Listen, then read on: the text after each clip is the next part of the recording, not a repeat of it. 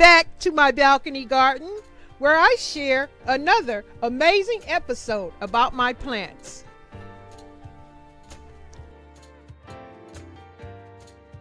Y'all, this plant right here is something my daughter bought me. She got me this. The only one I don't have is right here in the front. This plant here. I have to get the name of it. If you guys know the name of this plant, leave it in the comments. Or any of the names of these plants, leave them in the comments.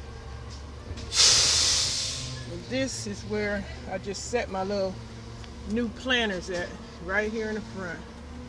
They'll get a little sprinkle of rain.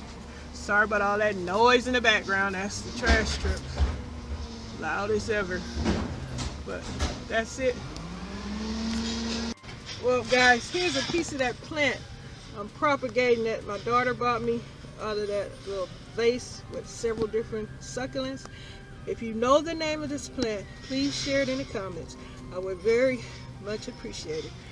And that's it for today. Thanks for watching another one of my garden updates.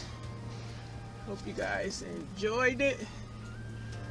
And I hope that you'll come back for another episode of my garden updates. You are very appreciated, and thank you very much. That's it for now.